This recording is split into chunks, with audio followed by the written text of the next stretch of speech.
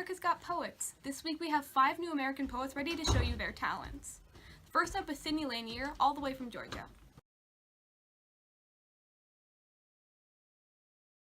Hello, hi.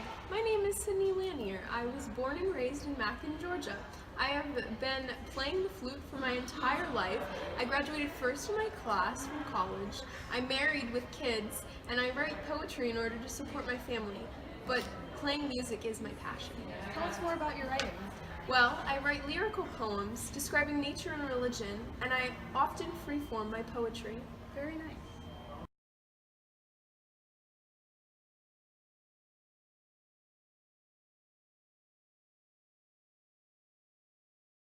Good morning, how are you? I'm great and ready to play some tunes. Great. What will you be playing for us today? I'm going to play on the flute. Play what? The flute. I think they meant what song you're playing. Yeah. Oh, the song is called... What? It's an original?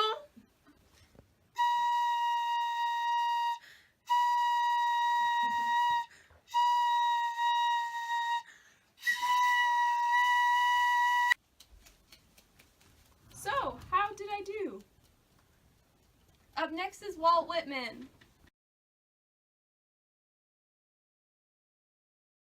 From New York, what's it like up there? I have said that the soul is nothing more than the body. Okay. I also heard you run a campaign called Free And Oil. I have said that the body is nothing more than the soul. Never mind. Good luck. Are you ready?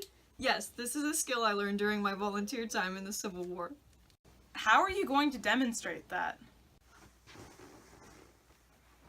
Wait, what are you doing? And that was Walt Whitman performing CPR. What a guy he is. That was good, Mr. Whitman. By the way, would you label yourself as a humanist? Sure, if that's what you want to call it. I promote any potential goodness I see in people, whether it's ending slavery or helping women gain rights. Next we have Emily Dickinson.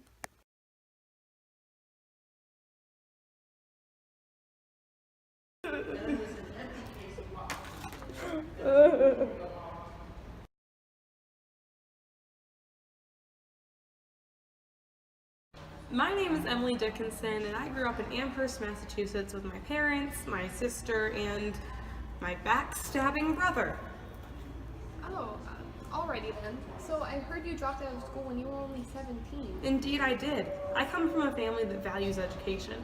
My father even founded Amherst College, which I attended myself for 7 years when it was just Amherst Academy.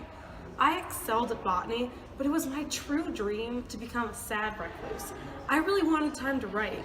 I wrote poetry capturing my experiences with depression, my thoughts about death, and my views on the relationship between science and religion. I wrote over 1,800 poems and received no recognition in my life because I never released my work. But after I died, my sister found them and published them anyways. I heard a fly buzz when I died, by the way. How sweet. Can you tell us about your lifestyle? What do you mean? Who's Susan? She was my friend. What wild nights we had. What wild, wild nights. Our wild nights were luxury. So she's your lover. No, she's married to my brother. Okay.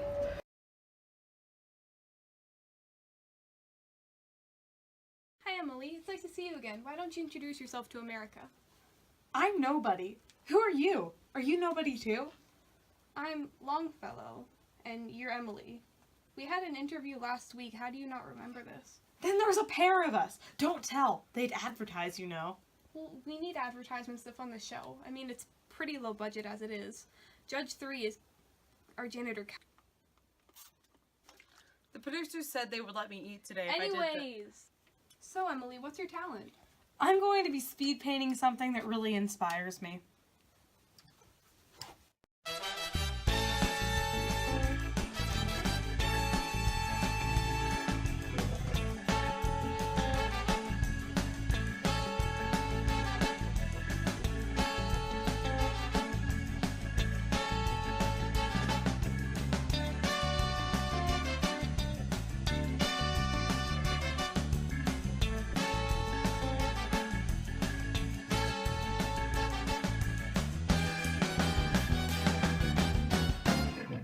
just a line.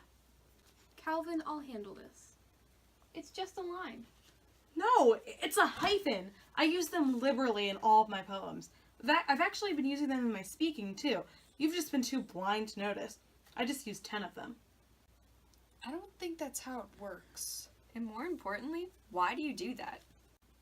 Commas and periods are just too mainstream. And besides, hyphens are straight, which I am. Very. Just your good old heterosexual right here. Please just have a seat. They don't pay me enough for this. Moving right along to our next contestant, Oliver Wendell Holmes.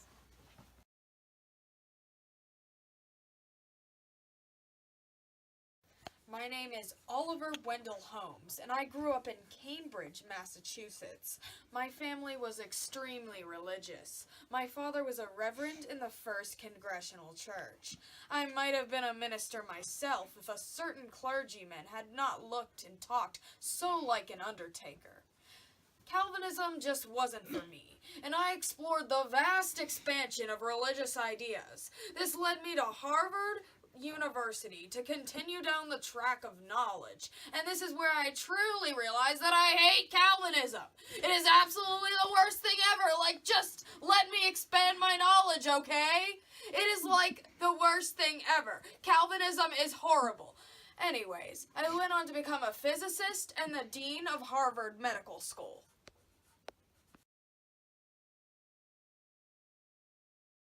Hello, Oliver. What brings you to America's Got Poets?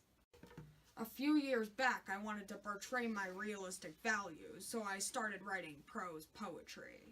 Realistic values? Indeed, after extending my knowledge at Harvard University, I proceeded to pursue the style of legal realism.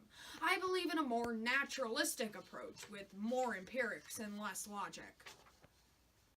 So you're going to read us a poem about law? How fun. Calvin, what do you think about this? Wait, your name is Calvin? Yeah, is that a problem?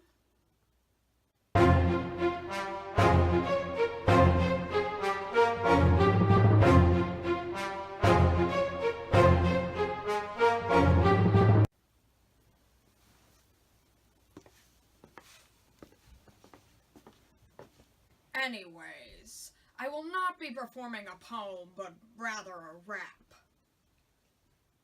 What is this rap about? It's a detailed critique on Calvinism. Take it away. Go for it. The name is Holmes. I've written many poems. After I got my education when I was free to roam, I grew up with a Calvinist dad. The religion was strict and I was sad, so I wrote the chambered Nautilus as a Harvard grad. Building more stately mansions, oh my soul, as swift seasons roll, leave thy low vaulted past. Let each Templar, noble than the rest, shut thee from heaven with a dome more vast till thou art free, leaving thine ungrown shell by life's unfreeing sea. Yeah. Wow, that was better than logic. I know, and I favor empirics over logic anyways. Not what I meant, but we'll go with it. Amazing performance. Thank you. You, Oliver Wendell Holmes, are changing the rap game, my good sir. You'll also be receiving a bill for the microphone.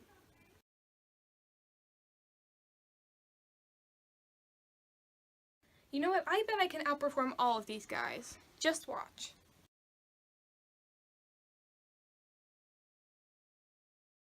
Tell me about yourself, sir.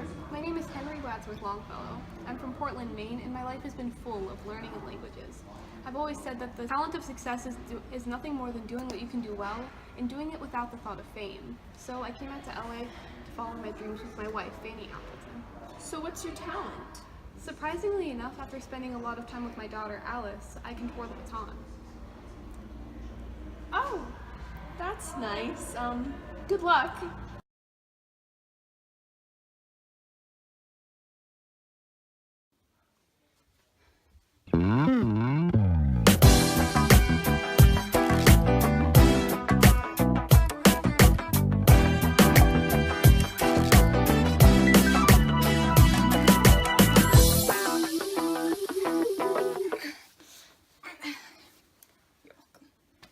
That sure was something.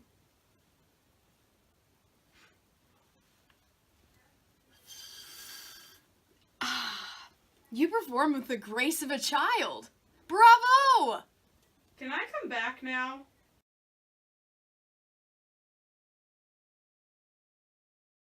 How do you feel?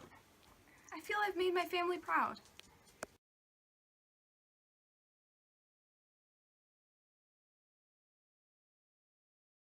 Contestants 1 week of talent shared, but only one can win the title of AGP champion. Since we're all dead, we can't really benefit from money. Therefore, the champion will receive the ability to haunt sleep-deprived English students everywhere as ghosts. It all comes down to this. And the winner of America's Got Poets is...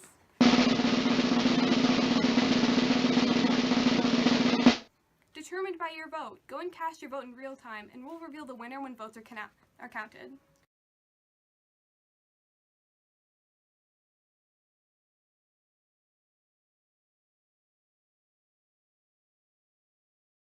And the winner is...